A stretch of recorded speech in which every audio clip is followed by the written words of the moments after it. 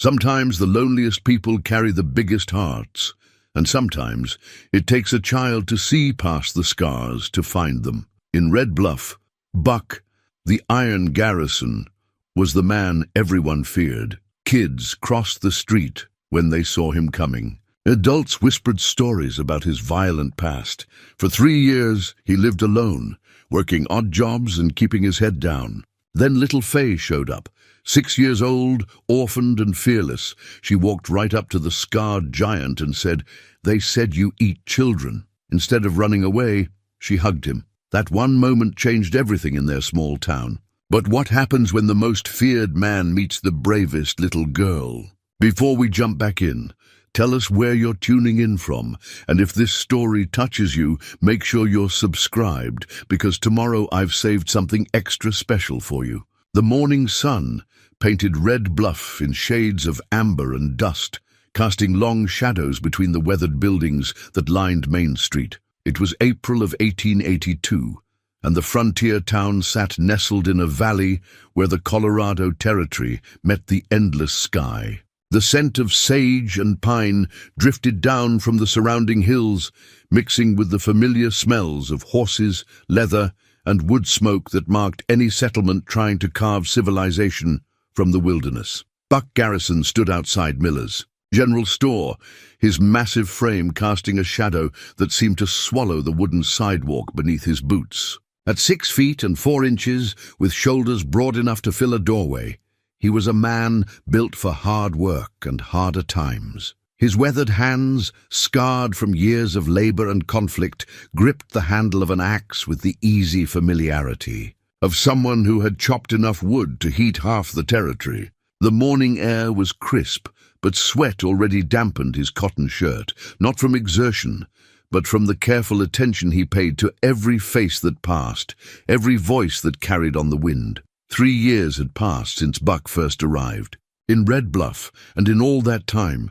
he had never grown comfortable with the way conversations died when he entered a room. The townspeople weren't unkind exactly, but they maintained the careful distance that people reserve for wild animals, or loaded guns, respectful, wary, and always ready to step back. He understood their caution. Word traveled fast in small towns, and his reputation had arrived long before he did. Doc Morrison emerged from his practice across the street, medical bag in hand, and offered Buck a polite nod.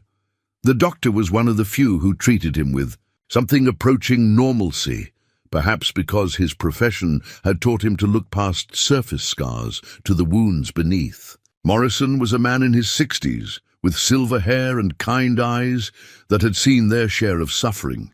He understood that healing sometimes took longer than anyone expected. "Morning, Buck," Morrison called out, his voice carrying the gentle authority of someone accustomed to bringing comfort to the afflicted. "Heard you finished the Widow Patterson's roof yesterday. That was good of you." Buck touched the brim of his hat in acknowledgement, but didn't trust himself to respond with more than a grunt. Small talk had never come easily to him, and these days, every conversation felt like walking through a field of hidden traps.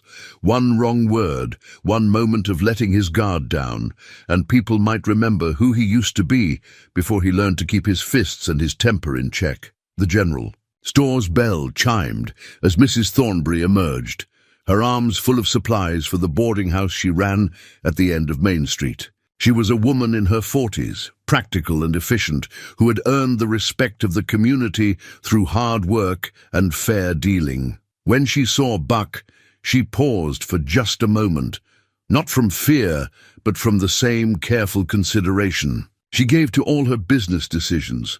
"Mr. Garrison," she said with a polite smile, "I don't suppose you'd be interested in helping me move some furniture this afternoon. I can pay fair wages." It was the kind of offer that came his way regularly now. Honest work for honest pay, no questions asked about his past. Buck had built a reputation in Red Bluff as a man who could fix what was broken, move what was heavy, and complete any job without complaint or conversation. It wasn't the life he had once imagined for himself, but it was a life that hurt no one. "I'll be there afternoon," he said, his voice carrying the low rumble of distant thunder. Even his simplest words seemed to emerge from somewhere deep and carefully controlled. Mrs. Thornbury nodded her approval and continued down the street, but not before Buck caught the small smile of satisfaction that crossed her face. These small interactions, these moments of ordinary human commerce, were the closest thing to normalcy he had experienced in years. The truth was that Buck Garrison had not always been a man who chopped wood and avoided eye contact. Hidden beneath the floorboards of his small cabin, wrapped in oiled cloth and gathering dust, lay his father's cavalry saber, a weapon that had once represented honor, duty, and the protection of the innocent. The tarnished blade served as a reminder of everything he had lost and everything he had chosen to leave behind. There had been a time when Buck wore a badge and walked with the confidence of a man who believed in justice. Sheriff Garrison of Millfield had been respected, even admired for his ability to bring order to chaos without unnecessary violence. He had been a man who talked first and drew his gun only when words failed. But that was before the day he came home to find his wife and daughter murdered by outlaws who had mistaken his house for someone else's. That was before grief transformed him from a protector into something darker. The years that followed had been a blur of vengeance and violence, of tracking down every man connected to that terrible day. Buck had become something he barely recognized, a hunter who showed no mercy, who solved problems with bullets instead of badges. The territory had whispered his name with a mixture of gratitude and fear, grateful for the justice he delivered, but terrified of the methods he used to deliver it. Sheriff Hayes approached from the direction of the jail, his boots clicking against the wooden planks of the sidewalk.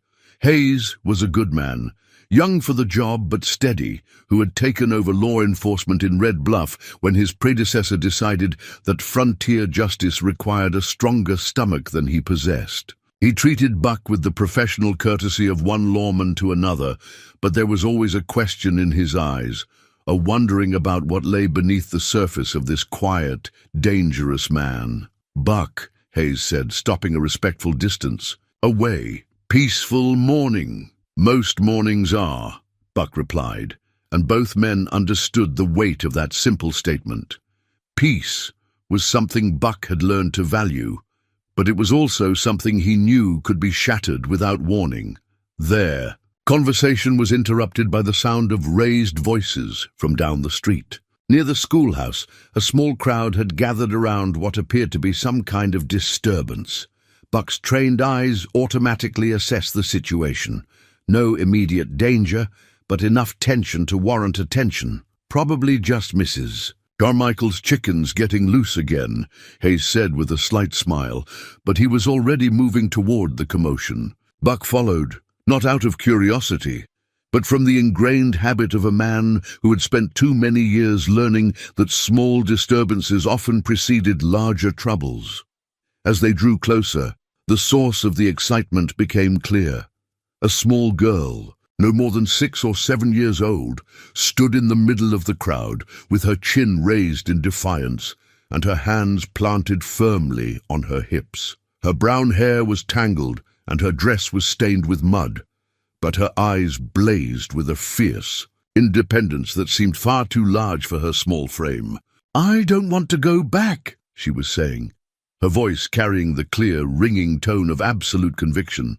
"Aunt Martha smells like onions, and she makes me sit still all the time." The crowd included several of the town's more prominent women, all of whom wore expressions of varying degrees of concern and frustration. At the center of the group stood Martha Caldwell, a thin woman in her 30s who looked as though she had reached the absolute limit of her patience. "Faye," Martha said, her voice tight with barely controlled exasperation, "you cannot simply run away every time you don't like something.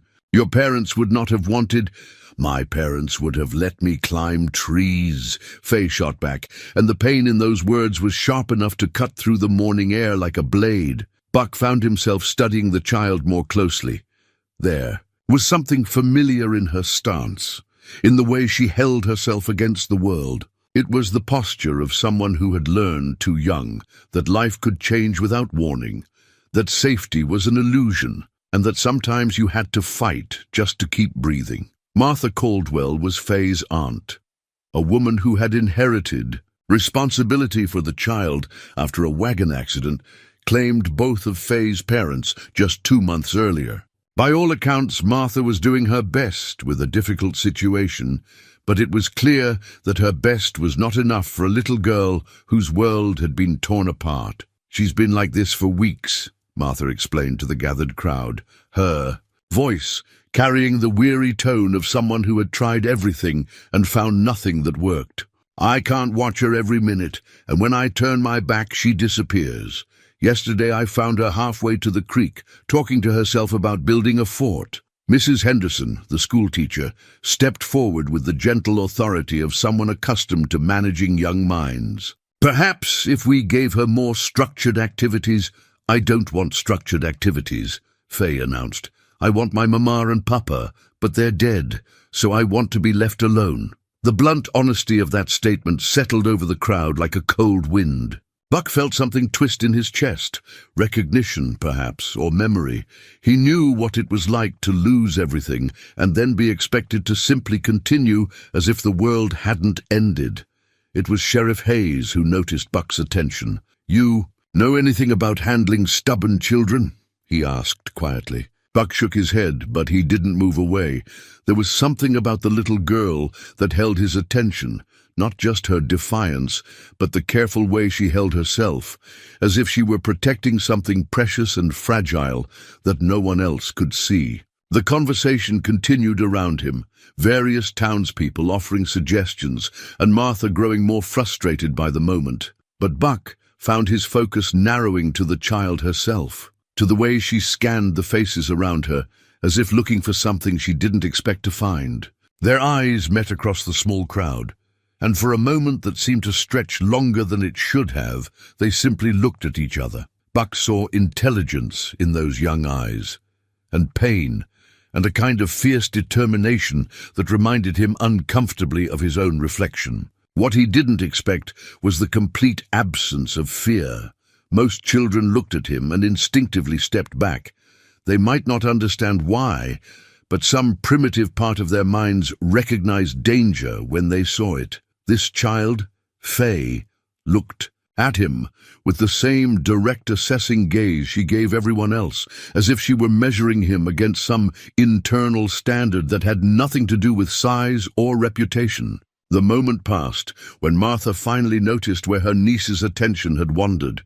The woman's face went pale, and she quickly stepped between Faye and Buck as if shielding the child from some terrible threat. "Faye," Martha said sharply, "come away from there, right now."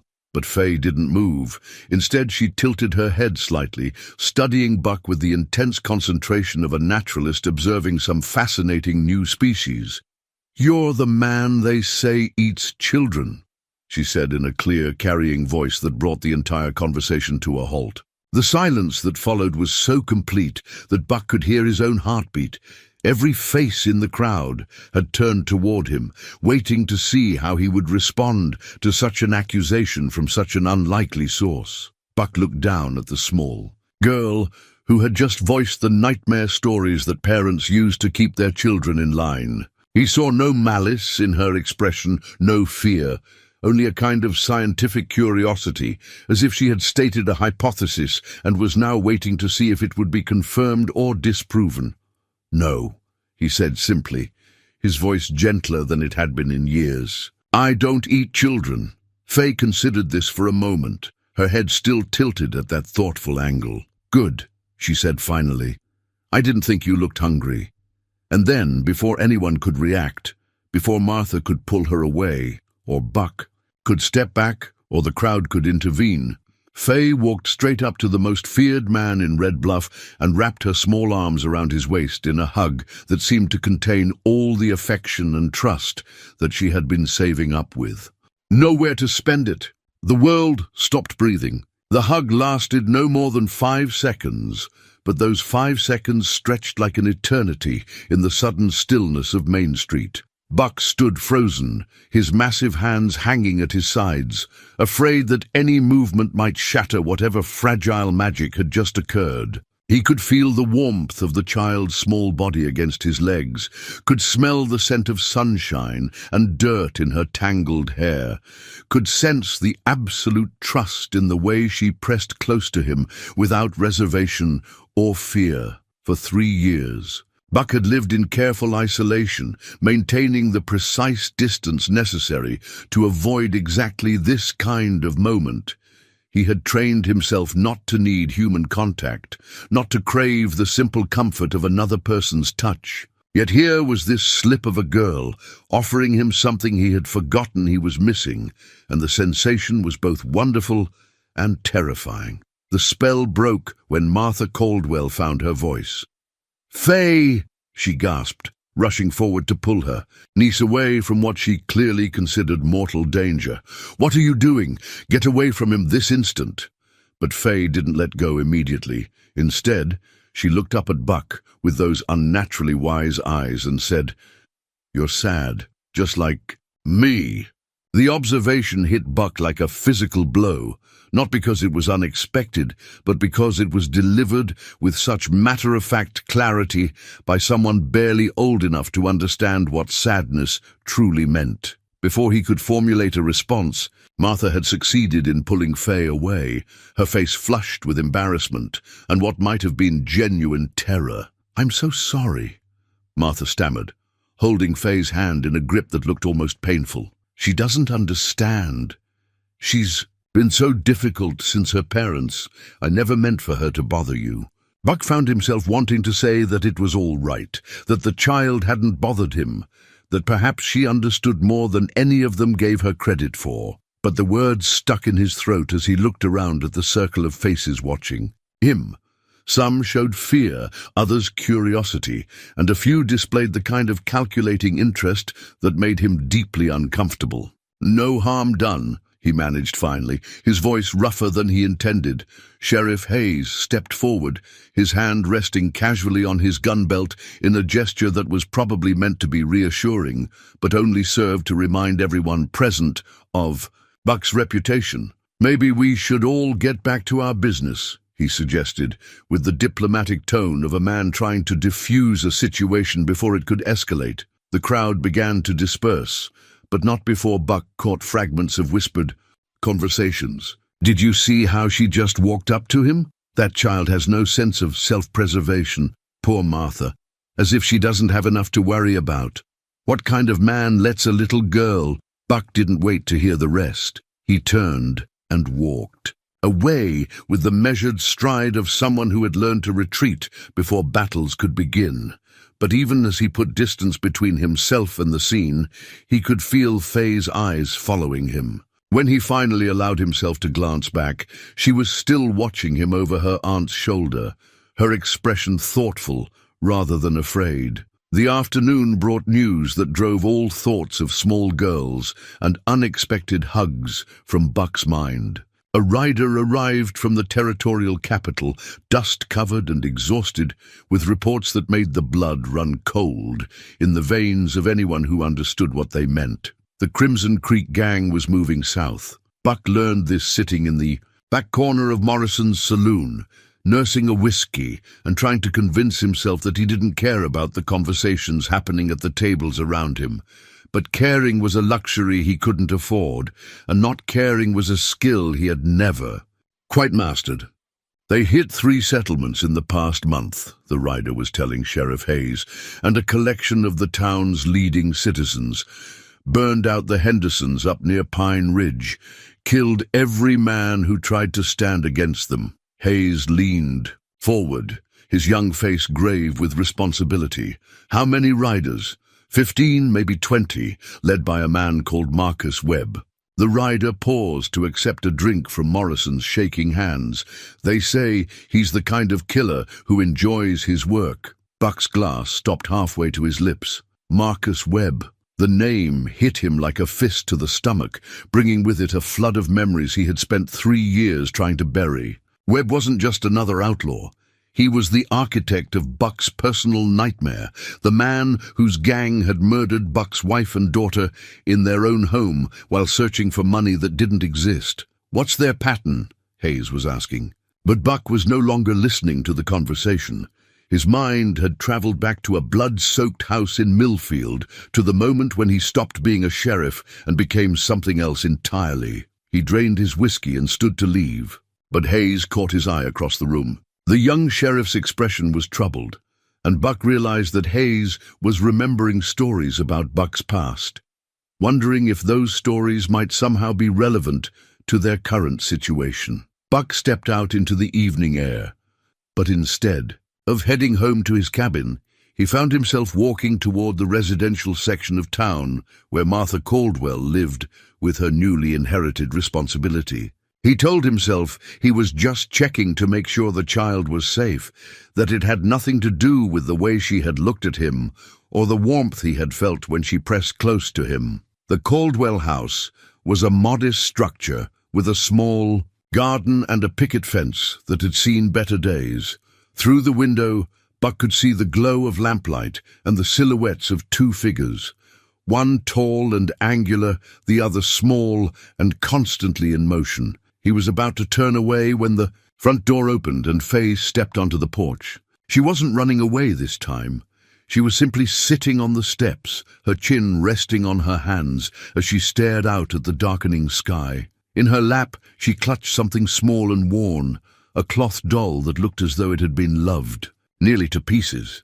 Buck found himself stepping closer, drawn by something he couldn't quite name. "Hello," Faye said without turning around, as if she had been expecting him. "Hello," Buck replied, surprised by how natural the greeting felt. "Aunt Martha is making soup," Faye said conversationally. "She burns everything, but she tries hard." Buck didn't know how to respond to that, so he said nothing.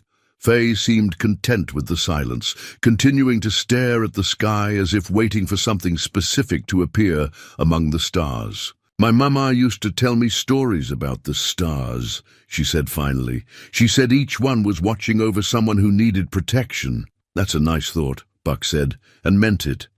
Faye turned to look at him then, her expression serious. "Do you think she's watching over me now?" The question was asked with the kind of desperate hope that adults learn to hide, but children wear openly. Buck felt something crack inside his chest.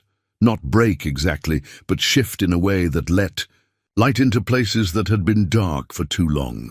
"I think," he said carefully, "that mothers never stop watching over their children, not even when they can't be there to hold them." Faye considered this, absently stroking the worn fabric of her doll. "Aunt Martha says I need to stop thinking about Mama and Papa so much.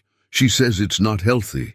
"Sometimes," Buck said, settling down on the steps beside her, "the people we love become part of who we are. Thinking about them isn't unhealthy. It's how we keep them alive inside us."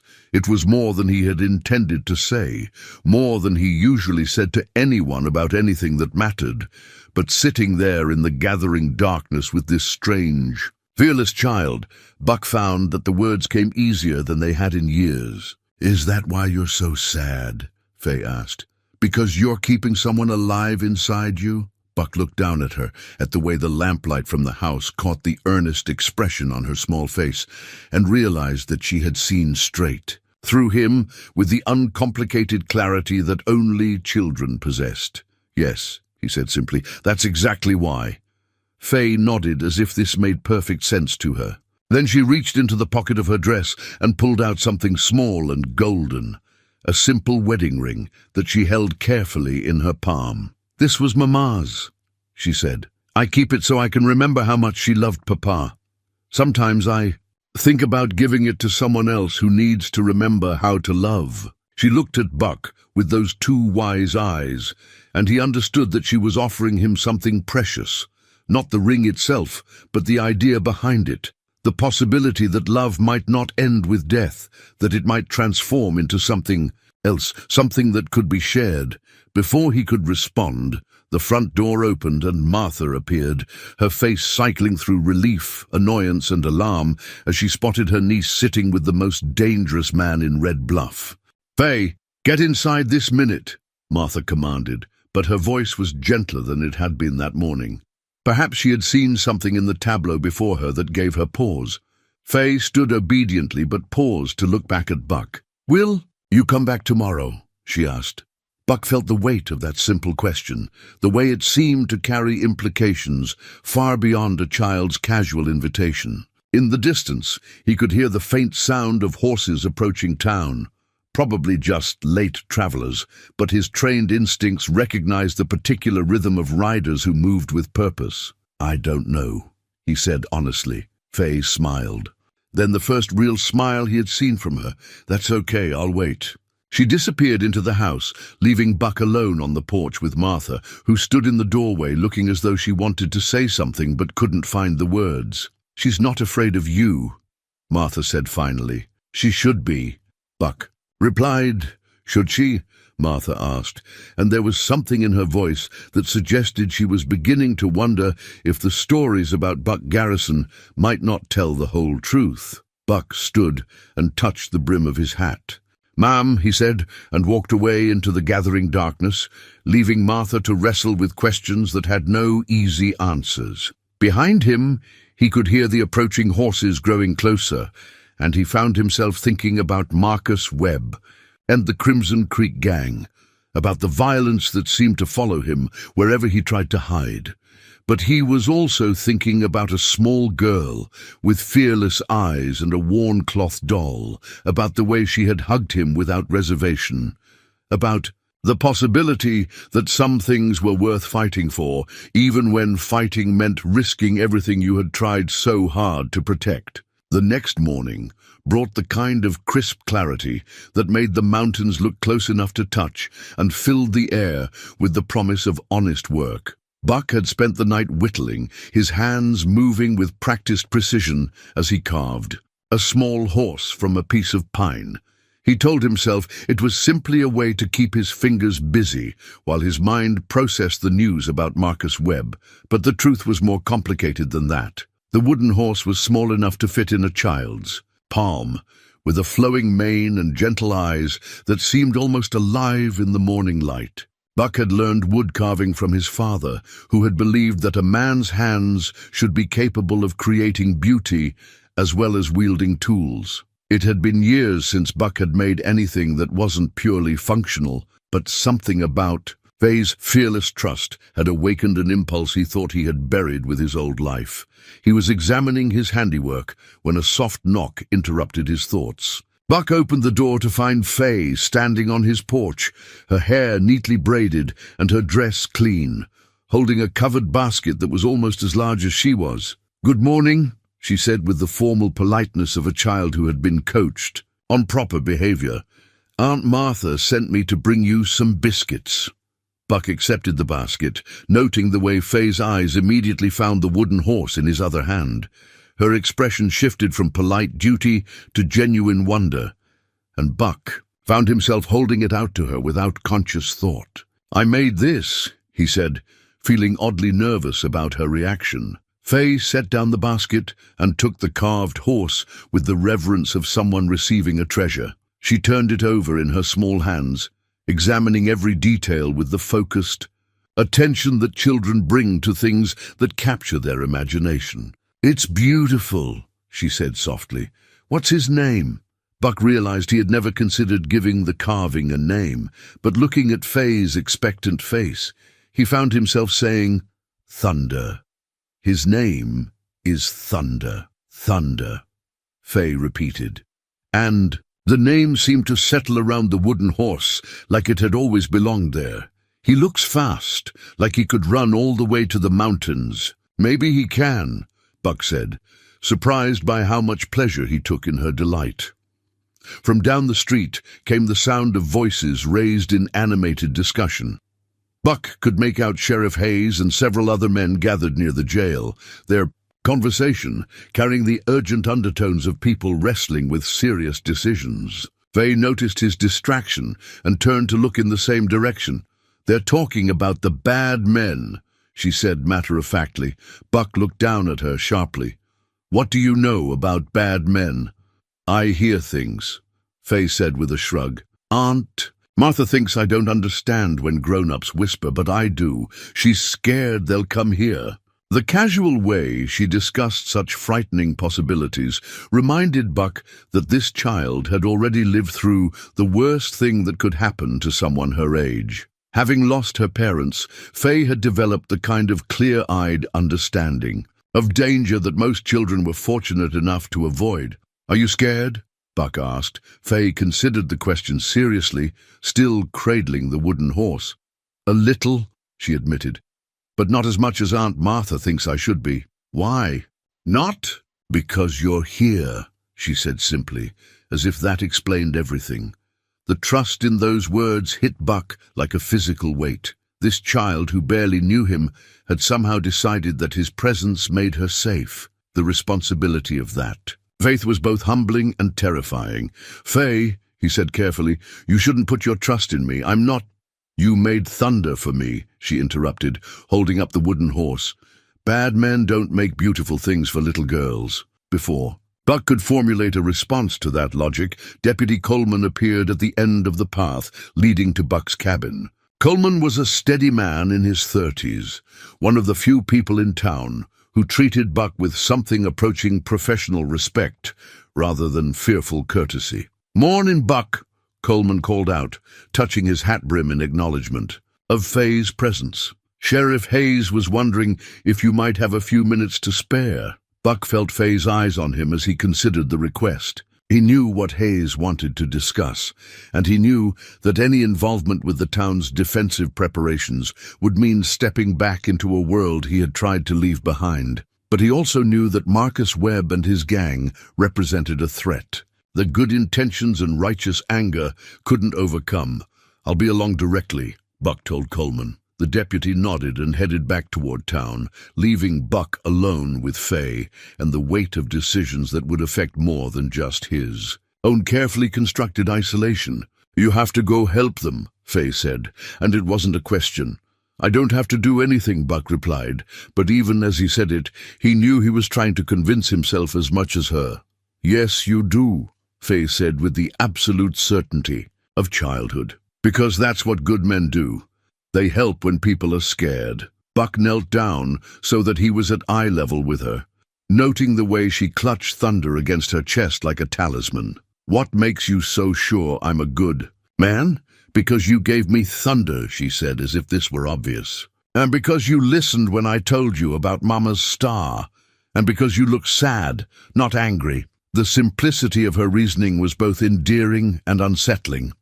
Buck had spent years believing that the violence he had committed in pursuit of justice had fundamentally changed who he was, that it had marked him as something beyond redemption. Yet here was this child offering him absolution based on nothing more than wooden horses and patient listening. "I should walk you back to your aunt," Buck said, standing and reaching for his hat. "Can thunder come too?" Faye asked. "Thunder is yours now," Buck told her, and watched her face light up with a joy so pure it made his chest ache with long-forgotten warmth. They walked back toward town together, Faye chattering about Thunder's adventures, and Buck listening with an attention that surprised him. She had opinions about everything, which clouds looked like animals, why flowers grew in some places but not others, whether thunder would like oats or sugar better. Her endless curiosity and fearless imagination painted the familiar landscape. Of Red Bluff in colors Buck had forgotten existed. As they approached Martha's house, Buck noticed several townspeople watching their progress with expressions that ranged from puzzlement to concern. Mrs. Henderson, the schoolteacher, stopped, sweeping her porch to stare. Morrison paused in loading his medical bag to observe the unlikely pair. Even Mrs. Thornbury emerged from her boarding house to see what had captured everyone's attention. The sight of Red Bluff's most feared resident walking companionably with the town's most challenging child was apparently worth noting, and Buck found himself both uncomfortable with the attention and oddly protective of the moment. Whatever these people thought they were witnessing, he didn't want their judgment to spoil Faye's pleasure in her new treasure. "Tomorrow, can you show me how to make thunder run really fast?" Faye asked as they reached her aunt's gate. Maybe, Buck said, which seemed to satisfy her completely. Martha appeared in the doorway, her expression cycling through relief, wariness, and something that might have been grudging gratitude. "Thank you for bringing her home," she said to Buck. "She brought me biscuits," Buck replied, holding up the basket he had forgotten he was carrying. "Did she behave herself?" Buck looked down at Faye, who was making Thunder gallop along the fence rail, complete with sound effects.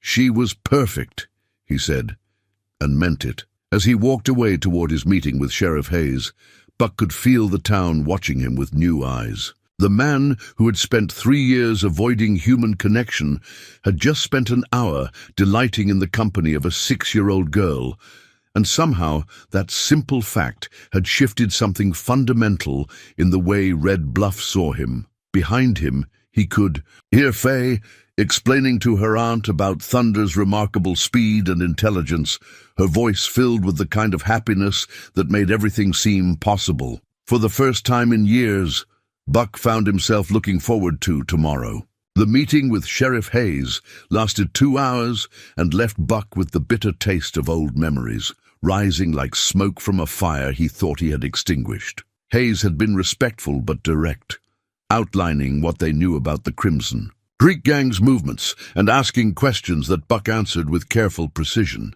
The young sheriff was smart enough to recognize that Buck's knowledge came from experience rather than speculation, but wise enough not to push for details that Buck wasn't ready to share. When Buck finally emerged from the jail, he found Faye waiting for him on the steps of the general store, Thunder cradled in her arms, and her face bright with anticipation. She had clearly been watching for his return, and the sight of her patient vigil stirred something protective and warm in his chest. "Did you help them make a plan?" she asked without preamble. "Something like that," Buck replied, settling down. Beside her on the steps, the wood was warm from the afternoon sun, and from this vantage point they could watch the daily rhythm of Red Bluff continuing around them. Horses being tended, supplies being loaded, children playing games that involved a great deal of running and shouting. "Aunt Martha says I ask too many questions," Faye said, making Thunder walk along the edge of the step. "But I think questions are important. How else do you learn things?" Buck found himself smiling at that logic. "What kind of things do you want to learn?" "Everything," Faye said with the sweeping ambition of childhood, "but mostly I want to learn about being brave. Mama always said I was brave, but I don't feel brave since she went away." The honesty of that admission caught Buck off guard. He looked down at this small girl who had marched up to him without fear, who had hugged him despite every story she had heard, who sat with him now as naturally as if they had known each other for years. If this wasn't bravery, he didn't know. What was? "Bravery isn't about not feeling scared," he said carefully. "It's about doing what needs to be done, even when you are scared." "Is that what you're going to do? About the bad men?" Buck was quiet for a long moment, watching a hawk circle high above the town. The truth was that he didn't know what he was going to do. Every instinct he possessed screamed at him to leave Red Bluff before Marcus Webb arrived, to disappear into the territory and let someone else deal with the consequences. But every time he considered that option, he found himself thinking about Faye's absolute trust, about the way she had said, "Because you're here," as if his presence alone could hold back the darkness. "I'm thinking about it," he said finally. Faye nodded, as if this were a perfectly reasonable answer. "Thinking is good. Mama used to say that people who don't think before they act usually make messes." From across the street, Martha Caldwell emerged from the seamstress shop and spotted them immediately. Buck watched her face cycle through emotions. He was beginning to recognize relief at finding Faye safe, concern about where she had been found, and something that might have been resignation at her niece's obvious attachment to the most complicated man in town. "I should go," Faye said, following his gaze. "Aunt Martha worries when she can't see me." She stood and carefully tucked Thunder into her dress pocket, patting the fabric to make sure he was secure. Then, with the same fearless directness that had marked their first meeting, She reached into her other pocket and pulled out the small golden wedding ring that had belonged to her mother. "I want you to have this," she said, holding it out to him. Buck stared at the ring, understanding the magnitude of what she was offering. "Faye, I can't take that. It belonged to your mother."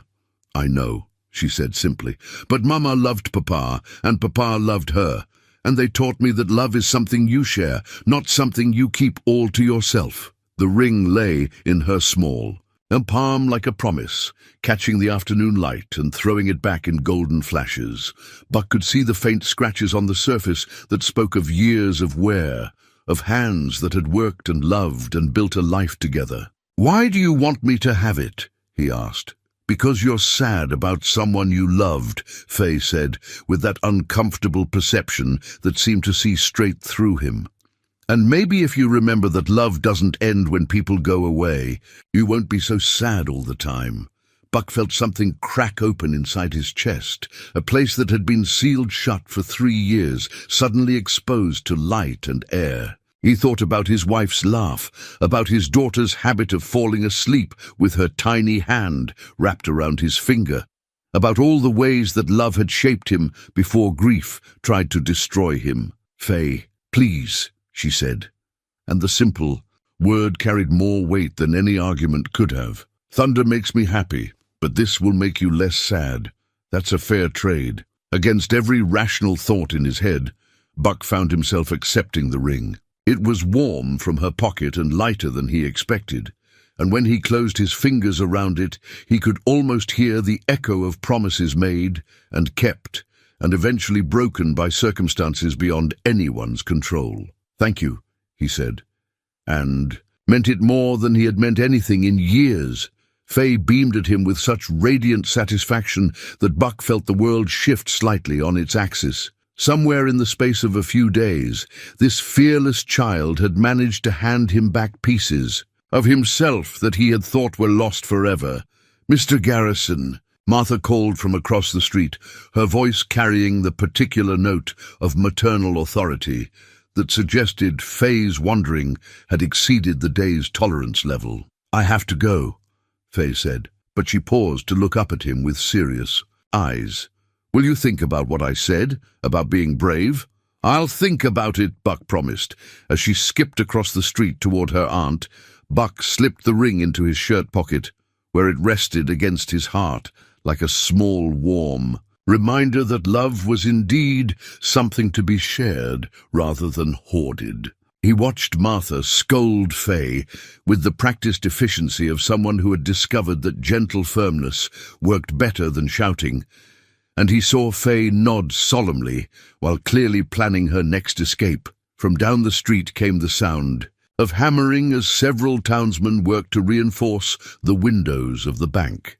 The preparations for the Crimson Creek Gang's arrival were proceeding with the grim efficiency of people who understood that their lives might depend on the quality of their planning. Buck knew he should offer his help, should contribute his knowledge of tactics and violence to their defensive efforts.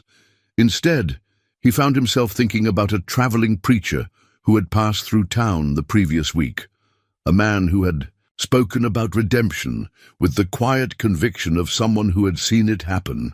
The preacher had sought Buck out specifically, had looked him in the eye and said, "Sometimes the Lord puts us exactly where we need to be, even when we can't see the purpose yet." Buck had dismissed the words at the time, but now, with Faye's mother's ring warming his chest and the echo of her trust still ringing in his ears, he began to wonder if the preacher might have been right. Perhaps his presence in Red Bluff wasn't just about hiding from his past.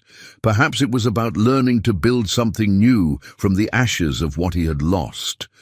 The sun was beginning to set, painting the mountains in shades of gold and purple that reminded Buck of better days and simpler hopes. Tomorrow would bring new challenges, new decisions, and the ever-present threat of violence that seemed to follow him wherever he tried to find peace. But tonight, for the first time in 3 years, Buck Garrison went to sleep with the warmth of human connection in his heart and the possibility of redemption glowing soft and steady like a candle flame that refused to be extinguished. 3 days after Faye gave him her mother's ring, Buck found himself standing in his cabin, staring at a loose floorboard that he hadn't disturbed in over a year. Beneath that board, wrapped in oiled cloth and hidden from the light, lay the remnants of the man he used to be. His hands trembled slightly as he pried up the wood and reached into the space below. The collection of badges emerged like artifacts from an archaeological dig, each one carrying the weight of a different life, a different version of himself. Sheriff badges from Millfield, deputy badges from smaller towns, even a territorial marshal's star that he had worn for exactly 3 months before the politics of justice proved more than he could stomach. Each piece of metal represented a time when he had believed that law and order could triumph over chaos, when he had thought that good men with good intentions could hold back the darkness. But there was more in the hiding place than just badges. At the bottom of the bundle, Buck's fingers found the leather holster that had once held his service weapon, and beneath that, the weapon itself, a Colt .45 that had been his father's before him. The gun felt heavier than he remembered, as if the years of disuse had somehow increased its weight rather than lessening it. Buck sat on the edge of his bed, the badges spread across the rough blanket like a hand of cards that he was reluctant to play. Each one told a story, but taken together, they told the larger story of a man who had tried to build justice from the ground up and had watched it all collapse in a single moment of devastating loss. A soft knock at his door interrupted his brooding. Buck quickly gathered the badges and slipped them back under the floorboard. But he kept the gun, checking the cylinder with the automatic precision of someone whose life had once depended on such habits. "It's open," he called, and wasn't surprised when Faye pushed through the door with her usual combination of enthusiasm and complete disregard for conventional manners. "Good morning," she announced, then stopped short when she saw the gun in his hands. For a moment, Buck worried that the sight of the weapon might frighten her, might shatter the easy trust that had grown between them. Instead, Faye tilted her head with that familiar expression of scientific curiosity. "Is that for the bad men?" "Maybe," Buck said, setting the gun aside. "How did you know to find me here?" "Aunt Martha sent me to bring you this," Faye said, holding up a covered plate. "She says you need to eat more. But really, I think she wanted to know if you were still planning to help when the bad men come." Buck accepted the plate, noting the way Faye's eyes kept drifting back to the gun. There was no fear in her expression, but there was a kind of solemn understanding that this was something serious, something that connected to the larger darkness that adults whispered about when they thought children weren't listening. "Are you scared?" Buck asked. "A little," Faye admitted, "but not as much as I was before." "What changed?" Faye pulled Thunder from her pocket and set him on the table, where the wooden horse seemed to survey the cabin with carved dignity. "You did. Before you were here, I used to worry that the bad men would come and there wouldn't be anyone strong enough to stop them. But now I know that's not true." The faith in her voice was both humbling and terrifying. Buck had spent years trying to escape the weight of other people's expectations, the burden of being seen as someone who could solve problems that law and reason couldn't touch. Yet here was this child offering him that same burden, wrapped in the gift of her absolute trust. "Faye," he said carefully, "there are things about my past that you don't understand, things that might change how you feel about me." "Like what?" she asked, with the directness that had become her trademark. Buck found himself struggling to explain concepts that seemed too large and dark for a 6-year-old's understanding. How could he tell her about the men he had killed in pursuit of justice? How could he describe the years when he had walked the line between law and lawlessness, when he had become something that good people feared almost as much as they feared the outlaws he hunted? "I've done things," he said finally, "violent things. Things that were necessary but not clean." Faye considered this with the same serious attention she gave to all important matters. "Did you hurt people who didn't deserve it?" "No," Buck said immediately, "but I hurt people in ways that—" "Then you're still a good man," Faye interrupted with the absolute certainty of childhood logic. Good men sometimes have to do hard things to protect people who can't protect themselves. The simplicity of her reasoning cut through years of self-doubt and moral complexity like a knife through cloth. Buck had spent so long focusing on the darkness of his actions that he had forgotten the light that had motivated them, the desire to protect innocence that had driven him even when he had lost sight of everything else. "You really believe that?" he asked. "I know it," Faye said, and then she did something that surprised him. She climbed up onto his lap and leaned against his chest, with the easy trust of a child who had found safety in an unsafe world. "Because you make me feel safe, and you made thunder for me, and you listened when I told you about Mama's star." Buck felt his arms come up around her automatically, and for a moment he allowed himself to simply hold this small person who had somehow seen past his reputation to the man he had been trying so hard to bury. The warmth of her small body, the trust in the way she relaxed against him, the scent of sunshine and childhood that seemed to surround her, all of it combined to create a moment of peace that Buck hadn't experienced in years. "There's something else you should know," he said quietly. "The man leading the gang that's coming here, his name is Marcus Webb. He's the one who killed my family." Faye went very still in his arms, and Buck could feel her processing this information with the gravity it deserved. When she finally spoke, her voice was barely above a whisper. "Is that why you've been so sad?" "Yes," Buck said, "that's why. And now he's coming here, where we are." "Yes." Faye was quiet for a long moment, and Buck could almost hear the wheels turning in her young mind as she worked through the implications of what he had told her. "So you have to stop him," she said finally, "not just for the town, but for your family too. It's not that simple." "Yes, it is," Faye said with the kind of clarity that only children could achieve. "Sometimes grown-ups make things too complicated. Bad men hurt good people. Good men stop bad men. That's how it works." Buck found himself laughing despite the gravity of the situation, a sound so rusty from disuse that it surprised them both. Faye pulled back to look at him with delight, as if she had just discovered that he possessed some wonderful new capability. "You should laugh more," she said seriously. "It makes your face look different." "Happier, maybe I will," Buck said, and realized that for the first time in years, he could imagine a future where laughter might be possible again. Outside, the sounds of the town going about its daily business filtered through the cabin walls. Horses being shod, conversations about weather and crops, and the 100 small concerns that made up ordinary life. But underneath it all, Buck could sense the tension that had been growing stronger each day, the awareness that change was coming whether they were ready for it or not. Doc Morrison's voice drifted up from the street, talking to someone about the importance of faith in dark times, about the way that hope could grow even in the most unlikely soil. Buck thought about the traveling preacher's words, about divine purpose and being exactly where you needed to be, and wondered if this moment, sitting in his cabin with a fearless child in his arms and the weight of an old gun nearby, might indeed be part of some larger plan that he was only beginning to understand. Sheriff Hayes met the riders in the middle of Main Street, and even from a distance, Buck could see the young lawman's face go pale as he listened to their report. When Hayes looked around and caught Buck's eye, his expression carried a weight of knowledge that no one wanted to bear.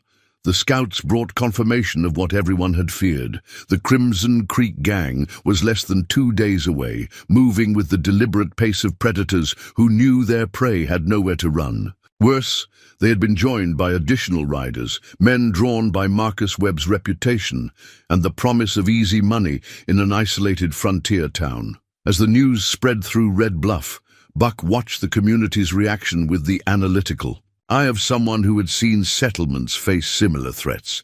Some people began loading wagons with their most precious possessions, preparing to flee rather than fight. Others gathered in angry clusters, their voices rising with bravado that would likely evaporate when actual violence arrived at their doorstep. But it was the third group that captured Buck's attention, the people who simply went about their daily business with the quiet determination of those who had decided to stand their ground regardless of the cost. Mrs. Thornbury continued serving meals at her boarding house. Morrison made his rounds to check on elderly patients. The blacksmith kept working at his forge, the rhythmic pounding of his hammer like a heartbeat that refused to be silenced by fear. And in the middle of it all was Faye, apparently oblivious to the adult tensions swirling around her, playing with the other children as if this were just another ordinary day.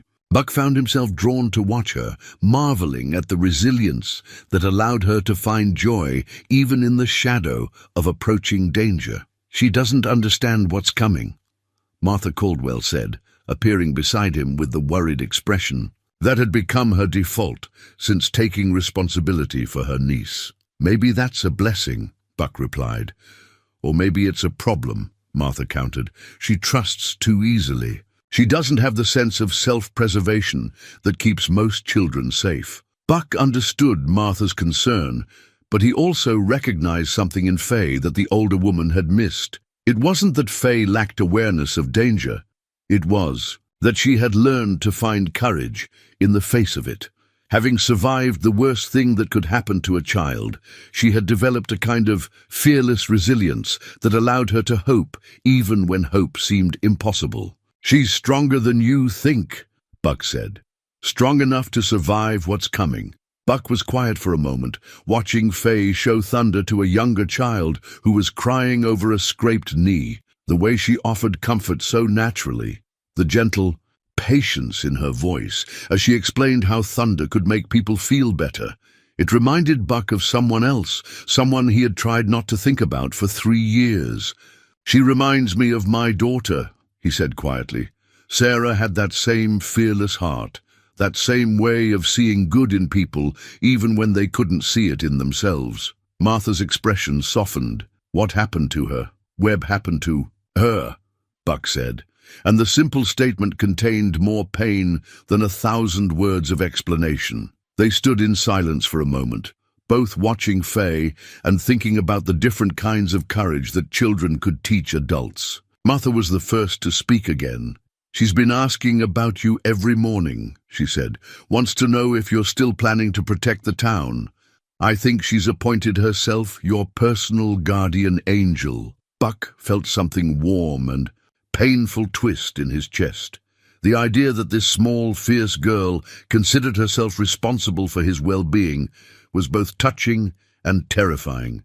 He had spent so long being the protector that he had forgotten what it felt like to be protected, even by someone who barely reached his waist. "Martha," he said carefully, "if things go badly, if the fighting starts and I don't, you will," Martha interrupted with surprising firmness. "You'll survive this, and you'll continue looking after her, because that's what good men do.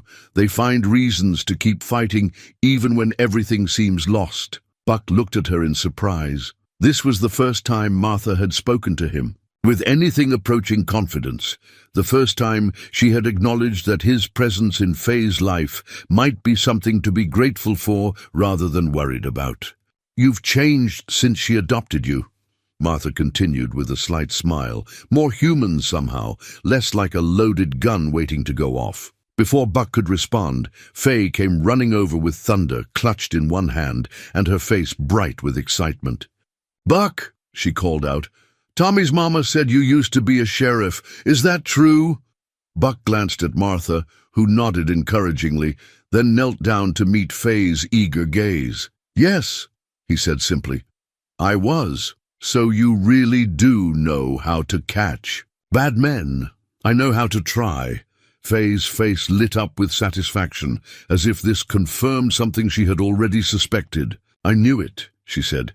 "Good men don't stop being good just because they stop wearing badges." The wisdom in that simple statement hit Buck like a physical blow. Here was this child who had lost everything and still managed to believe in the fundamental goodness of people, offering him absolution that he had never thought to seek for himself. "How did you get so smart?" he asked. "Mama taught me," Faye said matter-of-factly. "She said that understanding people's hearts was more important than understanding their words." As evening approached and the preparations for defense continued, around them, Buck found himself thinking about hearts and understanding, about the difference between the man he had become and the man he had forgotten he could be. Faye's unwavering faith in him was both a gift and a challenge, a reminder that redemption might not be something he had to earn, but something he simply had to accept. Tomorrow would bring new challenges, and the day after that would likely bring Marcus Webb and all the violence that followed in his wake.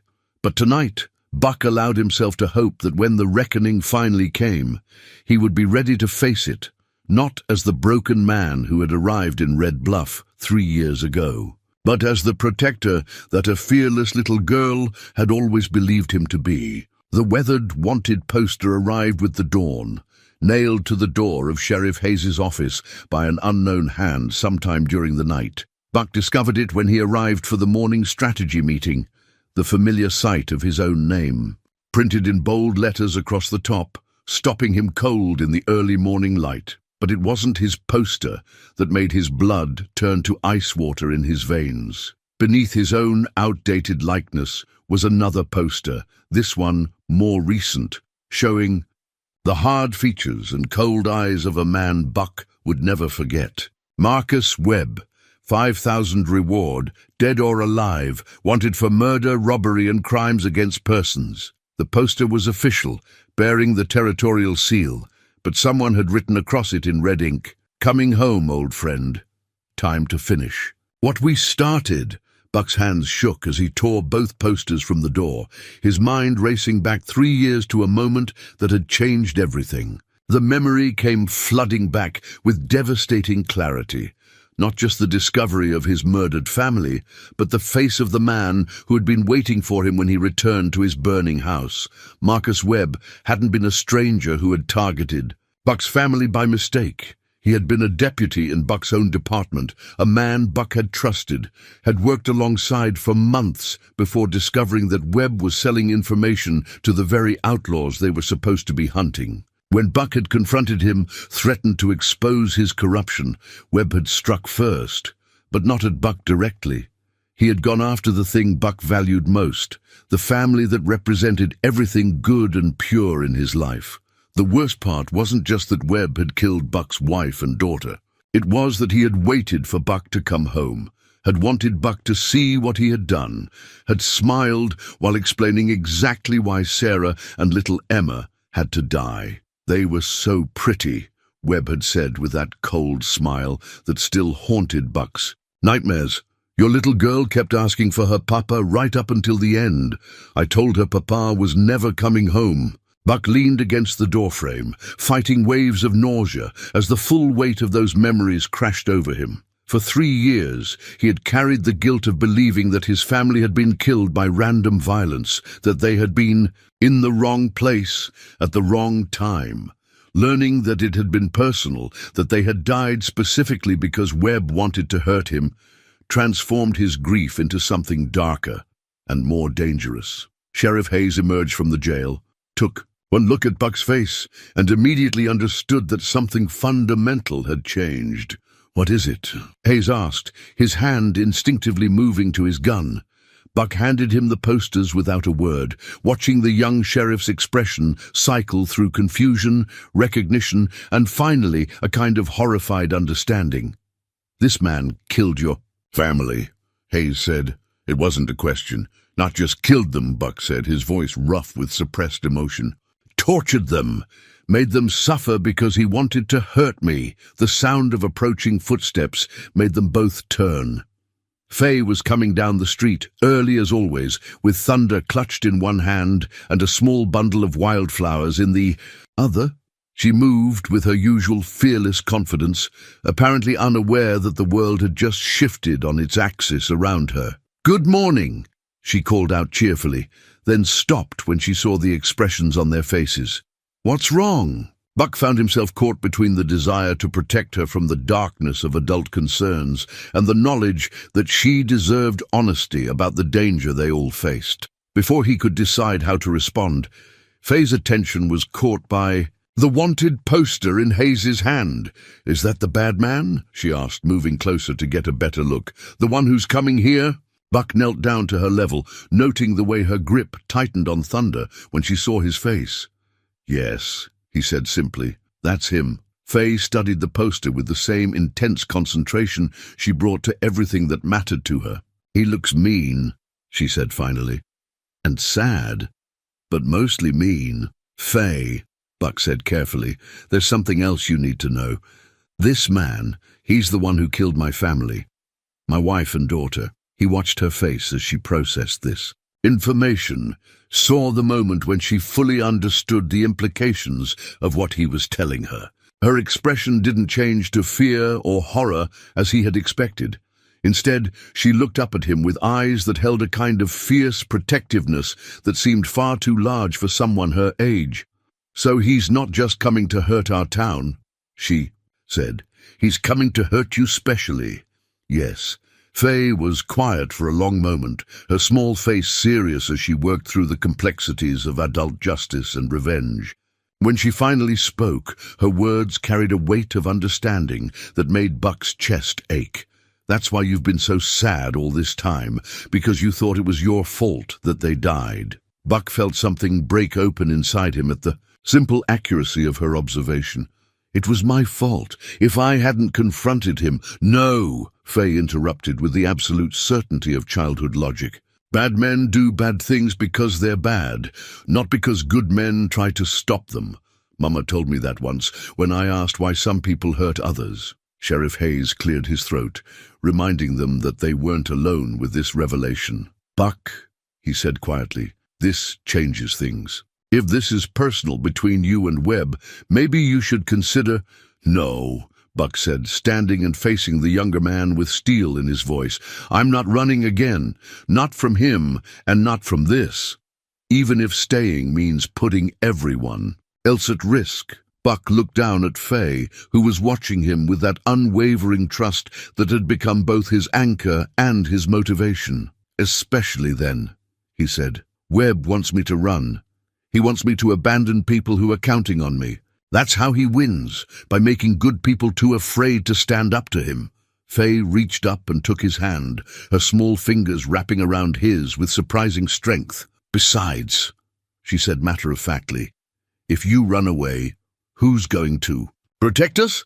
The simple question contained layers of meaning that Buck was only beginning to understand. This wasn't just about a little girl's faith in his ability to keep her safe. It was about the kind of man he chose to be when everything he cared about was on the line. "There's more," Hayes said reluctantly, pulling a crumpled piece of paper from his pocket. This was with the posters. Buck unfolded the paper and read the message written in Webb's distinctive handwriting. "Buck, I know you're there. I know about the little girl. Same pretty brown hair as your Emma had. Would hate to see history repeat itself. Meet me alone when I arrive, or I'll make sure she suffers for your cowardice. M.W." The words hit Buck like physical blows, each one calculated to cause maximum pain and fear. Webb wasn't just coming for revenge. He was threatening to recreate the exact horror that had destroyed Buck's life 3 years ago. Faye tugged on his sleeve, trying to see the paper. "What does it say?" Buck folded the message quickly, but not before Faye caught a glimpse of her own name. Her eyes widened slightly, but instead of fear, Buck saw something that looked remarkably like anger flash across her small face. "He wrote about me," she said.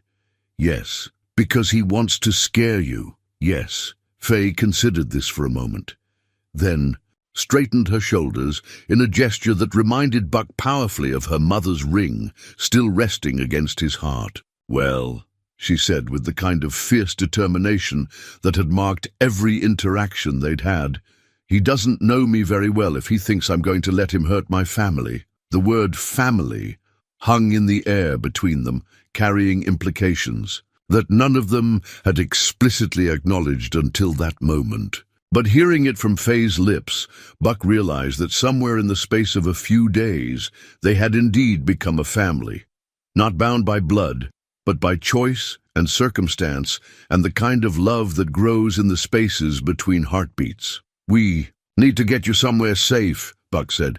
"No," Faye replied with absolute certainty. "We need to stop him." Buck looked down at this small, fierce girl who had somehow become the center of his world, then at Sheriff Hayes, who was waiting for leadership that Buck wasn't sure he was qualified to provide. The weight of the wanted poster in his hands felt like the weight of destiny, a reckoning 3 years in the making, finally coming to claim what it was owed. But for the first time since learning of Webb's approach, Buck found himself thinking not about vengeance or justice, but about protection. Not about ending Marcus Webb's life, but about preserving the life that Faye had helped him build from the ashes of his grief. "All right," he said finally. "We stop him, but we do it together. And we do it smart." As the sun climbed higher over Red Bluff, painting the mountains in shades of gold that reminded Buck of better days and simpler hopes, he began to understand that this confrontation would be about more than settling old scores. It would be about choosing who he wanted to be, the man consumed by vengeance or the man worthy of a fearless little girl's unshakable faith. That evening, as the last light faded from the mountains and Red Bluff settled into an uneasy quiet, Buck sat alone in his cabin, reading a letter he had discovered among his father's possessions years ago, but had never had the courage to open. The paper was yellowed with age, the ink faded but still legible in the lamplight that cast dancing shadows across the rough wooden walls. "My dear son," the letter began in his father's careful handwriting, "if you are reading this, then I am gone, and you are facing something that requires more strength than you believe you possess. I write this knowing that life will test you in ways that no father wants to imagine for his child, but also knowing that you carry within you the capacity for both great love and great courage." Buck's hands trembled slightly as he continued, reading, his father's words reaching across the years to offer guidance at the moment when he needed it most. "There will come a time when you must choose between the easy path of hatred and the harder path of honor. You will be tempted to believe that strength comes from the ability to destroy your enemies, but true strength comes from the ability to protect what you love without losing yourself in the process. Remember that the man you choose to be in your darkest hour will define not just your own future, but the legacy you leave for those who come after you." The letter continued for several paragraphs, filled with wisdom about duty, sacrifice, and the difference between justice and vengeance. But it was the final lines that hit Buck with the force of revelation. "Love is not weakness, my son. Love is the thing that makes all other strengths meaningful. Fight for love, not from hatred, and you will never lose your way home." Buck folded the letter carefully and slipped it into his shirt pocket, next to Faye's mother's ring. Tomorrow would bring the confrontation he had been avoiding for 3 years, but tonight he could feel something shifting inside him. Not the cold fury that had driven him for so long, but something warmer and more purposeful. A soft knock at his door interrupted his thoughts. Buck opened it to find not Faye, as he had expected, but Martha Caldwell, holding a covered basket and wearing an expression that combined determination with barely controlled fear. "Mrs. Caldwell," Buck said, stepping aside to let her enter. "Is everything all right?" "No," Martha said simply, setting the basket on his table. "Nothing is all right. That man is coming here to hurt my niece, and I need to know that you're going to stop him." Buck studied her face in the lamplight, noting the way her hands shook slightly despite her resolute tone. Martha had been living with the weight of responsibility for Faye since the child's parents died, and the additional burden of this threat was clearly pushing her to her limits. "I'm going to try," Buck said honestly. "That's not good enough," Martha replied with surprising fierceness. "Trying means there's a chance you'll fail, and I won't lose her too. She's all I have left of my sister."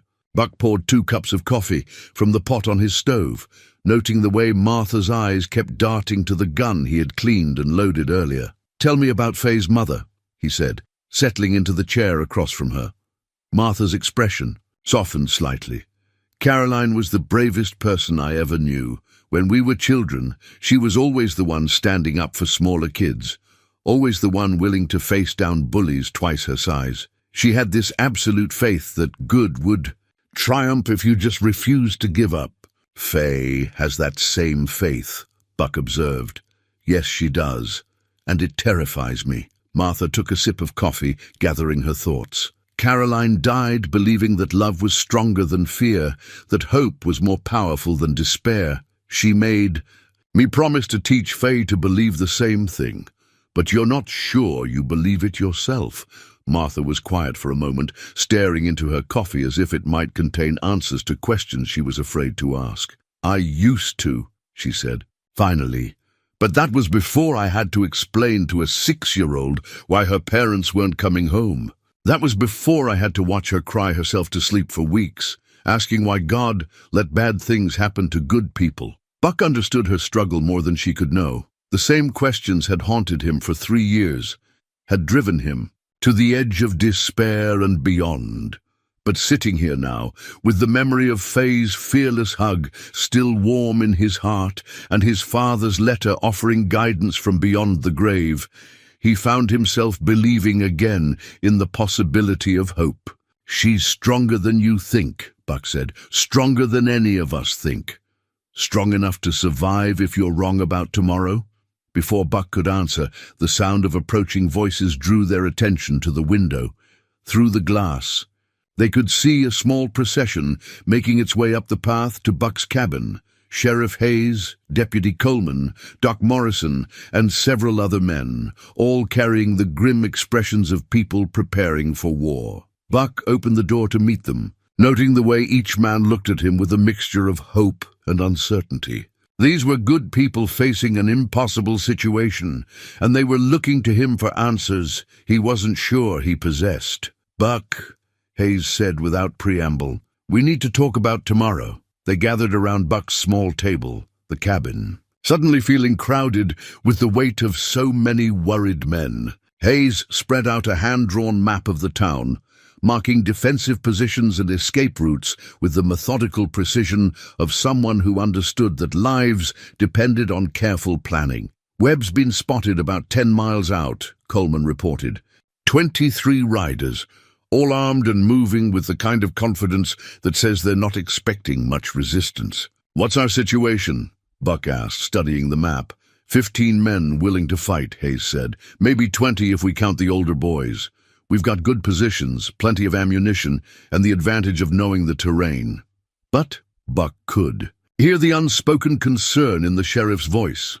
But we're not killers, Morrison said quietly. Most of these men have never fired a shot in anger. They're farmers and shopkeepers and fathers who want to protect their families, but they're not soldiers. Buck nodded, understanding the challenge they faced. Courage and good intentions were admirable qualities, but they weren't always enough when facing men who killed for a living. Webb's gang consisted of hardened criminals who'd been using violence as a solution to problems for years. There's something else, Hayes said reluctantly. Word is that Webb's been telling anyone who'll listen that this isn't about robbing the town. It's about settling a personal score with you. Some of the men are wondering if maybe I should just leave and let everyone else deal with the consequences, Buck finished. I've already considered that option. And Buck pulled out the letter from his father and the threatening note from Webb, setting them side by side on the table where everyone could see them. My father once told me that running from your problems only gives them time to grow bigger. Webb isn't just coming for me. He's coming for anyone who represents the life I've tried to build here. That includes all of you, and it especially includes Faye. The mention of the little girl's name seemed to settle something in the room. These men might not be soldiers, but they were protectors by nature, and the thought of a child being threatened by the kind of monster that Marcus Webb represented was enough to stiffen their resolve. So what's the plan? Coleman asked. Buck studied the map, his mind working through possibilities and probabilities with the tactical thinking that had kept him alive through years of dangerous situations. But this time, he wasn't just planning for survival. He was planning for the protection of people who had come to matter to him more than his own life. "We don't try to match them gun for gun," he said finally. "We use their arrogance against them. Webb wants a confrontation with me, wants to make a show of his dominance. We give him what he wants, but on our terms and in a place of our choosing." Over the next hour, Buck outlined a strategy that relied more on psychology than firepower, more on Webb's personal obsessions than on superior numbers. It was risky, requiring perfect timing and more than a little luck, but it offered their best chance of protecting the town without turning Main Street into a battlefield. As the meeting broke up and the men dispersed to their preparations, Doc Morrison lingered behind, his weathered face thoughtful in the lamplight. "Buck," he said quietly, "there's something I need you to understand. What you're planning to do tomorrow, it's not just about stopping Webb. It's about showing this community who you really are, who you've always been underneath all that pain and anger." "I'm not sure I know who that is anymore," Buck admitted. "Faye." "And knows," Morrison said with a gentle smile. "She's known from the moment she first looked at you. Maybe it's time you started trusting her judgment." After everyone had gone, Buck sat alone with Martha, who had remained silent throughout the tactical discussion, but whose presence had somehow made the whole planning session feel more real, more immediate. "Are you afraid?" she asked. "Terrified," Buck admitted. "Not of dying, but of failing, of letting Webb hurt people I care about the way he hurt my family." Martha reached across the table and placed her hand over his, a gesture of comfort that surprised them both. Caroline used to say that courage wasn't about not being afraid. It was about loving something more than you fear losing it. "What did you love more than you feared losing?" Buck asked. "Her, my sister, and now Faye." Martha's voice was steady, but Buck could see tears glistening in her eyes. "What about you? What do you love more than you fear losing?" Buck didn't have to think about the answer. It had been growing clearer with each passing day, each moment spent in the company of a fearless little girl who had somehow handed him back his own heart. "The chance to be the man she believes I am," he said simply. As Martha prepared to leave, she paused at the door and looked back at him with an expression that held both gratitude and something that might have been forgiveness. "Thank you," she said quietly, "for caring about her, for letting her care about you. Thank you for sharing her with me." After Martha left, Buck spent the remaining hours before dawn preparing in the ways that mattered most. He cleaned his father's gun one final time, checked the positioning of the hidden badges that reminded him of the man he had once been, and read his father's letter until he had memorized every word. But mostly he thought about Faye, about her fearless hug, her unwavering trust, her absolute certainty that love was stronger than fear. Tomorrow would test that faith in ways that no child should have to witness, but Buck was determined that when the test was over, her faith would prove to have been justified. As the first light of dawn began to creep across the mountains, Buck Garrison prepared to face the man who had taken everything from him once before, armed not with hatred or vengeance, but with something far more powerful, the love of a little girl who had reminded him that some things were worth fighting for, and some people were worth becoming better for. The sun was barely above the horizon when the Crimson Creek gang rode into Red Bluff, their horses' hooves thundering against the hard-packed dirt of Main Street like the drums of war. Buck watched from his position behind the overturned wagon that served as his primary cover, his father's pistol clean and loaded in his hand, the weight of it familiar and strange after 3 years of peace. Marcus Webb rode at the head of the column, his appearance exactly as Buck remembered, tall and lean, with cold eyes that seemed to find amusement in other people's suffering.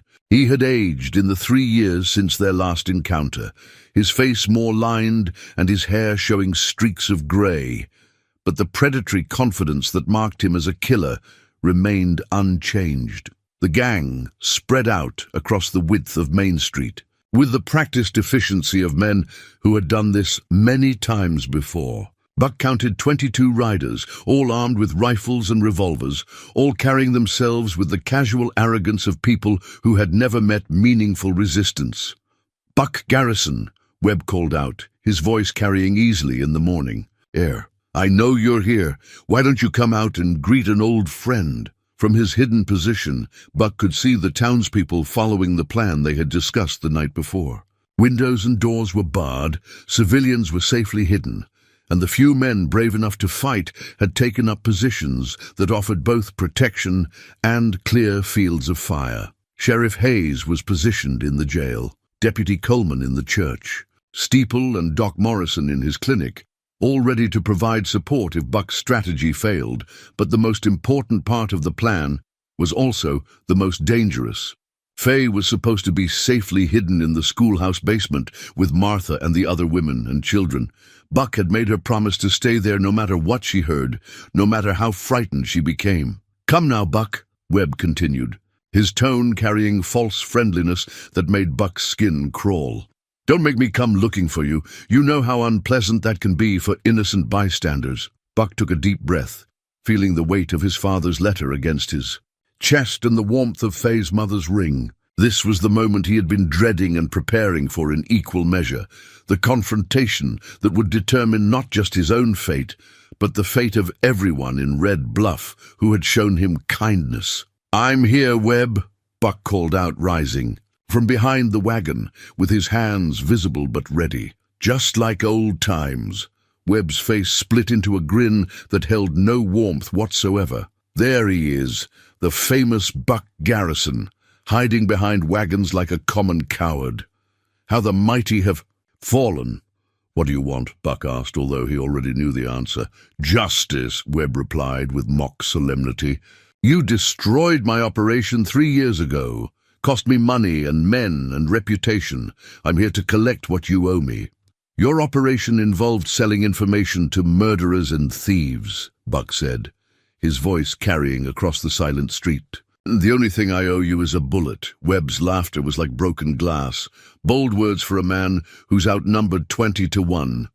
"But then you always were too stupid to know when you were beaten." Buck could feel the tension in the air, could sense the townspeople holding their breath as they waited to see how this confrontation would unfold. Every instinct he possessed screamed at him to draw his weapon, to end this threat with the kind of violence that had defined his past. But his father's words echoed in his mind.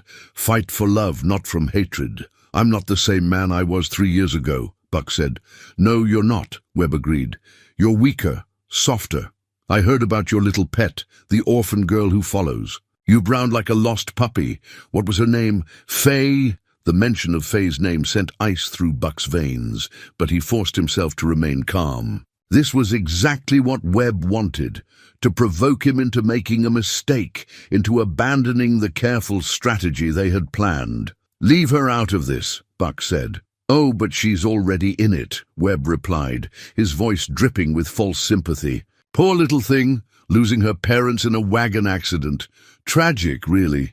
It would be such a shame if she'd lost her new guardian too." Buck's hand tightened on his gun, but before he could respond, the sound of running footsteps drew everyone's attention to the far end of Main Street. To Buck's horror, Faye came racing around the corner of the schoolhouse, her face flushed with determination, and thunder clutched tightly in her small fist. "Faye, no!" Buck shouted. But she was already halfway across the street, moving with the fearless purpose that had marked every interaction they'd had. Webb's expression shifted from amusement to genuine surprise as this small figure charged directly toward the most dangerous moment any of them had ever faced. His hand moved toward his gun, but he hesitated, apparently unsure how to react to a threat that stood barely 3 feet tall and weighed less than 60 pounds. "Get away from him!" Faye yelled as she reached Buck's position, placing herself directly between him and Webb's gang. "He's not the bad man, you are." The simple courage of that gesture, a 6-year-old girl facing down armed killers to protect someone she loved, sent a ripple of something through the assembled outlaws. Even hardened criminals, it seemed, could be taken aback by such absolute fearlessness. Buck felt his heart stop as he realized that Faye had just made herself the most vulnerable target on the battlefield, had placed herself in exactly the position where Webb could hurt her to hurt him. But as he looked down at her fierce little face, saw the way she held thunder like a talisman of courage, he also felt something else. A surge of protective fury that burned away his fear and left only crystal-clear purpose. The real battle was about to begin. For a moment that stretched like eternity, the entire street held its breath. Webb stared down at Faye with the expression of a man who had encountered something completely outside his experience, while his gang exchanged uncertain glances behind him. This wasn't how these confrontations usually went. 6-year-old girls weren't supposed to charge into gunfights armed with nothing but wooden horses and absolute conviction. "Well, well," Webb said finally, his voice carrying a dangerous edge. "This must be the famous Faye. Come to say goodbye to your guardian before I kill him?" "No," Faye said with the crystal-clear certainty that had become her trademark. "I came to tell you that you're wrong about him." Buck felt panic rising in his chest as he realized what Faye was trying to do. She was attempting to protect him the only way she knew how, with words and courage and the unshakable faith that had transformed his life. But words and courage wouldn't stop bullets, and her faith, however pure, couldn't change the heart of a man like Marcus Webb. "Faye," Buck said quietly, "you need to get behind me, now." "No," she replied without looking away from Webb. "Someone needs to tell him the truth." Webb dismounted from his horse with theatrical slowness, his hand resting casually on his gun as he approached their position. "And what truth is that, little girl?" "That Buck isn't the bad man everyone thinks he is," Faye said, her voice clear and strong despite the tears that Buck could see gathering in her eyes. "He's good and kind, and he makes beautiful things for people who need them." She held up thunder as evidence, the wooden horse catching the morning light as if it were made of something more precious than pine. "Bad men don't make toys for little girls. Bad men don't listen when children are sad. Bad men don't let innocent children get hurt because of their mistakes," Webb interrupted, drawing his gun in one smooth motion and pointing it directly at Faye's small chest. "But good men do exactly that, apparently." The world exploded into motion around them. Buck's training took over, his body moving faster than conscious thought as he threw himself between Webb's gun and Faye, his own weapon coming up to return. Fire. Behind them, the carefully planned ambush erupted as Sheriff Hayes and the other townsmen opened fire from their concealed positions. But Webb was faster than Buck had remembered, his shot catching Buck in the shoulder and spinning him around, even as Buck's own bullet found its mark in Webb's chest. The outlaw staggered but didn't fall, his face twisting into a snarl of rage and pain as he raised his gun for a second shot. That was when Faye did something that no one, not Buck, not Webb, not any of the watching townspeople, could have predicted. Instead of running or screaming or freezing in terror, she stepped forward and grabbed Webb's gun hand with both of her small hands, hanging on with the desperate strength of someone who had already lost too much to lose anything else. "You're not going to hurt my family," she shouted, her voice cutting through the chaos of gunfire like a blade. The unexpected weight of a determined child threw off Webb's aim just enough to save Buck's life, but it also put Faye in the direct path of danger as Webb tried to shake her loose. Buck felt something primal and protective surge through him, not the cold fury that had driven him for 3 years, but something warmer and more purposeful. He lunged forward, ignoring the pain in his wounded shoulder, and caught Webb in a tackle that sent all 3 of them tumbling to the ground. For a moment, they were a tangle of limbs and desperation, with Faye somehow ending up protected beneath Buck's body, while he and Webb struggled for control of the gun. "You should have stayed hidden," Webb gasped, his face twisted with pain from Buck's shot. "Should have let me finish what I started 3 years ago." "No," Buck replied, his voice steady despite the chaos around them. 3 years ago, I let hatred choose my actions. Today, I choose love." The distinction seemed lost on Webb, but it wasn't lost on Buck. as he finally managed to pin the outlaw's gun hand as he looked down into the eyes of the man who had destroyed his first family.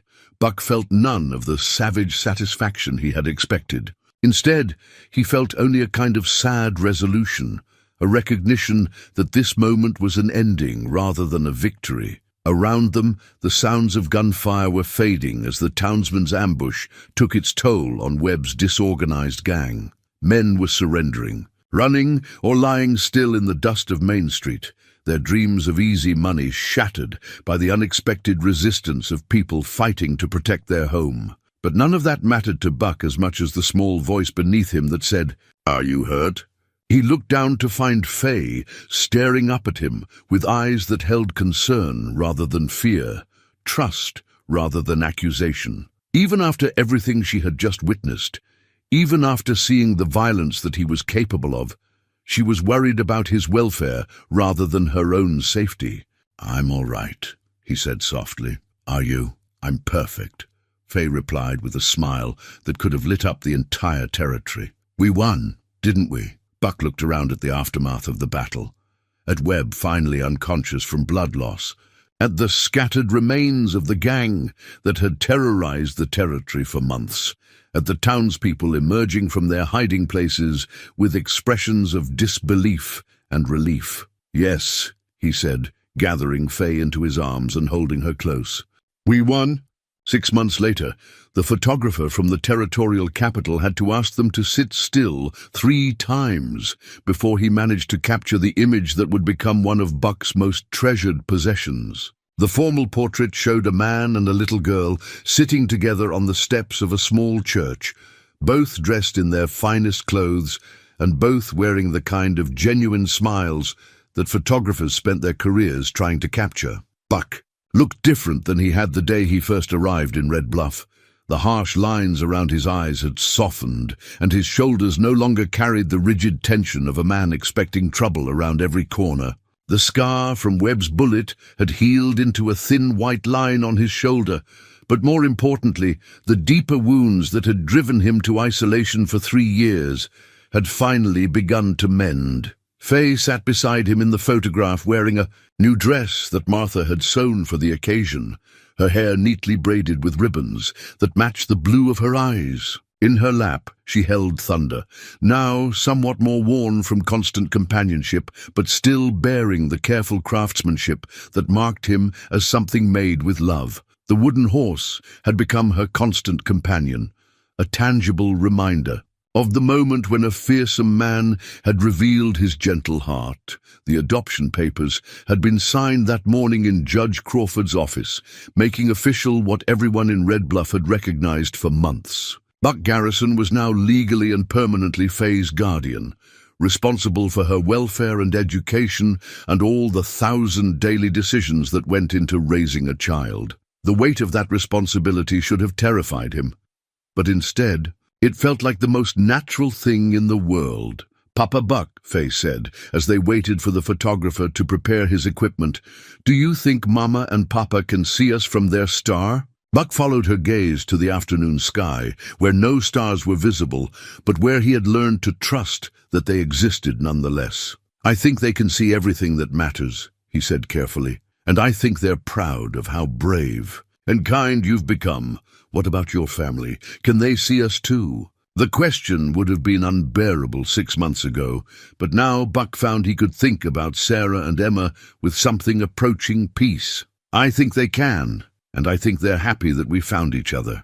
The photographer finally announced his readiness, and they arranged themselves carefully for posterity. But just before the flash powder ignited, Faye reached over and took Buck's hand in hers, a gesture so natural and unconscious that it spoke to the depth of trust that had grown between them. When the image was developed weeks later, it would show more than just a man and a child posing for a formal portrait. It would capture a moment of pure contentment, the visible evidence of 2 people who had found in each other exactly what they had been missing without knowing they were looking for it. The aftermath of the Crimson Creek Gang's defeat had brought Changes to all of Red Bluff, but none so dramatic as those in Buck's life. Marcus Webb had survived his wounds only to face trial for his numerous crimes, eventually being sentenced to life in the territorial prison. His surviving gang members had been scattered to the winds, some dead, others imprisoned, all of them broken by their encounter with a community that had refused to be victims. Sheriff Hayes had been promoted to territorial marshal, his handling of the crisis having impressed officials who understood the value of steady leadership under pressure. Deputy Coleman had taken over as Red Bluff sheriff, bringing to the job a combination of respect for the law and understanding of human nature that served the community well. Doc Morrison had emerged from the conflict with his faith in human redemption strengthened, often pointing to Buck's transformation as evidence that no one was beyond the reach of grace. He had become something of a father figure to both Buck and Faye, offering wisdom and guidance with the gentle persistence of someone who had learned to see past surface scars to the healing underneath. But it was Martha Caldwell who had perhaps been most changed by the events of that terrible and wonderful spring. Her relationship with Faye had evolved from one of overwhelmed responsibility to genuine affection, and her acceptance of Buck into their little family had been complete and ungrudging. She had moved into a house just down the street from Buck's cabin, close enough to help with Faye's care, but far enough to allow them the privacy of their own family life. "You know," Martha had said to Buck just the week before as they watched Faye play with the other children in the schoolyard, "Caroline would have liked you. She always said that the best men were the ones who had been broken and then chosen to heal." Buck had thought about that observation many times since, recognizing the truth in it. He had indeed been broken, shattered by loss, and consumed by the kind of anger that threatened to destroy everything good in his path. But somehow, through the fearless love of a little girl who had seen past his reputation to his heart, he had found his way back to the man he was meant to be. The new family, photographed now, sat in a place of honor on the mantel of their cabin, surrounded by other treasures that marked the richness of their life together. There was the drawing Faye had made of him smiling, now carefully framed and protected behind glass. There was his father's letter, which he read to Faye on quiet evenings when she asked about the grandfather she would never meet. And there was her mother's ring, which Faye had insisted he keep as a reminder that love was indeed something to be shared rather than hoarded. Buck had taken a job as Red Bluff's deputy marshal, his reputation now serving the cause of justice rather than vengeance. He wore a badge again, but this time he wore it with the understanding that true strength came not from the ability to destroy his enemies, but from the ability to protect what he loved without losing himself in the process. In the evenings, when his work was done and the town had settled into peaceful quiet, Buck would sit on his porch with Faye and listen to her chatter about her day, her dreams, her endless questions about the world and how it worked. Sometimes she would fall asleep against his shoulder, thunder clutched in her small hands, and Buck would carry her inside with the careful tenderness of a man who understood that he held his entire world in his arms. On those nights, as he tucked her into bed and listened to her sleepy prayers for everyone she loved, Buck would look back on the man he had been when he first arrived in Red Bluff, broken, angry, and convinced that he was beyond redemption. That man seemed like a stranger now, a ghost from a life that belonged to someone else. The man he had become was someone that 6-year-old Faye had seen clearly from the very beginning, hidden beneath years of pain and self-doubt, but always there, waiting to be called back to life by the simple courage of a little girl who had marched up to the most feared man in the territory and declared him worthy of love. Sometimes the greatest victories weren't won with guns or violence, Buck had learned. Sometimes they were won with wooden horses and hand-drawn pictures and the patient faith of a child who believed that good men did good things, no matter how long it took them to remember who they really were. As the sun set over the mountains, and painted the sky in shades of gold that reminded him of better days and infinite possibilities. Buck Garrison finally understood what his father had tried to tell him in that letter, written so many years ago. Love wasn't weakness. It was the thing that made all other strengths meaningful, and he had found his way home at last.